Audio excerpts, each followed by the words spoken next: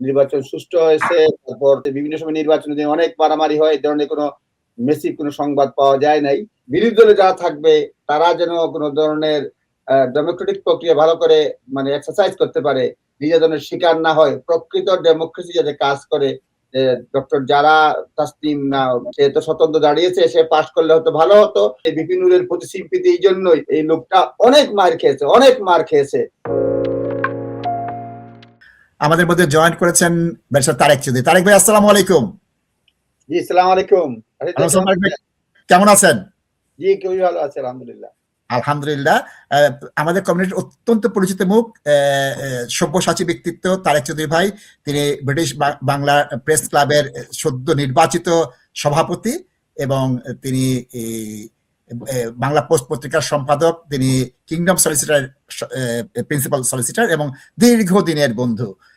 তারেক ভাই, নির্বাচনটা কেমন দেখলেন?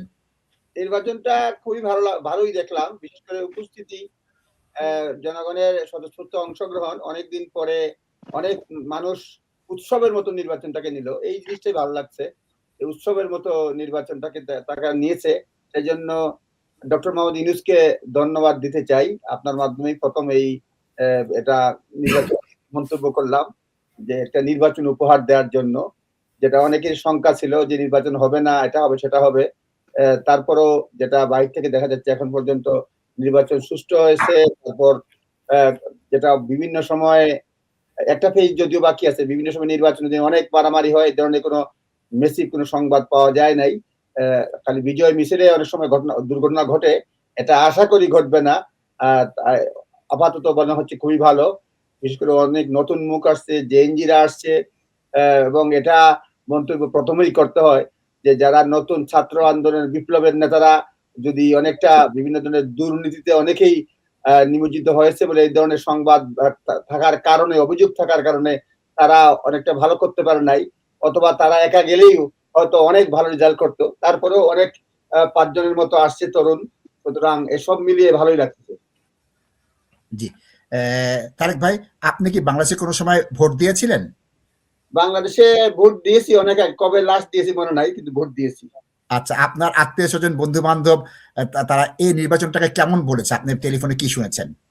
আমি টু বি অনেস্ট বাংলাদেশে কারোর সঙ্গে কথা বলি নাই। আচ্ছা, বিলেতে কথা বলছি বন্ধু বান্ধব, তারা বিশেষ করে নির্বাচনের ফলাফলের ব্যাপারে, প্লাস যারা পোস্টাল ভোট দিয়েছে কথা বলছি, সবাই মানে অংশগ্রহণ করতে পারে, ভালোই হয়েছে।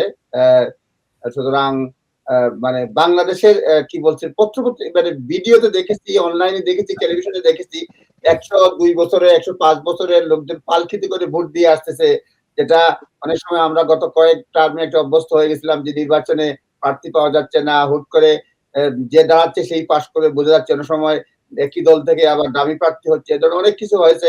সুতরাং তা থেকে মুক্ত একটা মুক্ত পরিবেশে অবাধ একটা নির্বাচন হলো। সুতরাং মানে মনে হচ্ছে যে এই মানে খুবই ভালো হয়েছে। এবং এই এখন মানে যেটা প্রত্যাশা থাকছে যে বিরোধী দলে যারা থাকবে তারা যেন কোনো ধরনের ডেমোক্রেটিক প্রক্রিয়া ভালো করে মানে এক্সারসাইজ করতে পারে, নির্যাতনের শিকার না হয়, প্রকৃত ডেমোক্রেসি যাতে কাজ করে, সেই একটা প্রত্যাশা রয়েছে।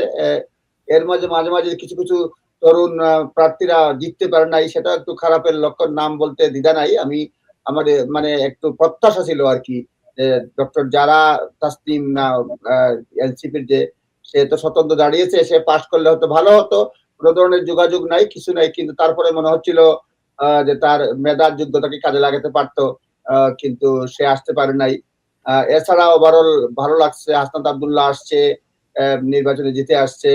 তারপরে আরেকটা জিনিস, যদিও অনেকে ভালো নাও লাগতে পারে, বিপি নূর আসছে। বিপি নূরের প্রতি সিম্পিতি এই জন্যই, এই লোকটা অনেক মার খেয়েছে, অনেক মার খেয়েছে, অনেক, সেই জন্যই হয়তো সিম্পিতি। মানে তারপরও সে পাশ করে চলে আসছে, এটা ভালো লাগছে। নাহিদ আসছে, মানে তরুণরা যারা আসছে মোটামুটি এদের দেখে ভালো লাগতেছে। সুতরাং ওভারঅল যেটা বলা যাবে যে নির্বাচনী প্রক্রিয়া যেটা হয়েছে, যারা আসছে তারা ভালো করেছে এবং ভবিষ্যতে ভালো করবে, এটা মানে আশা রাখতেছি আর কি। তরুণরা থাকায় কথা বলবে এই প্রত্যাশা, যে হাসনাত আব্দুল্লাহ যেভাবে সাহসী ভূমিকা রাখছে কম বয়সে, সুতরাং সে মানে পার্লামেন্টকে বড় বড় মানে বিশেষ করে এটলিস্ট কিন্তু পারুক আর না পারুক কথাবার্তা বলবে। আমার মনে হয় যে আর এই পার্লামেন্টে যেন পার্লামেন্ট বিরতি, মানে ওয়াকআউট করলেও হয়তো ঠিক আছে, একবার গেলেন বের হয়ে যান। এক নাগাড়ে অনুপস্থিতি এইটা চাই না আমরা। আর যেহেতু রাজনৈতিক সরকার পুরোপুরি সচল আসছে, মানে হরতালের রাজনীতিও চাই না। অনেক ধরনের প্রত্যাশার শেষ নাই।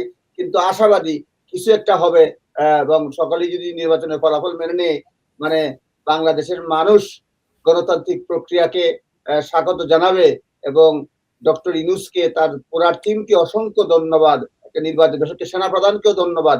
নির্বাচনী প্রক্রিয়াটাকে সুস্থ এবং স্বাভাবিকভাবে একটা নির্বাচন উপহার দেওয়ার জন্য। আ সুতরাং এই হচ্ছে মোটামুটি, আরো কথা বললে মানে এক্সপার্ট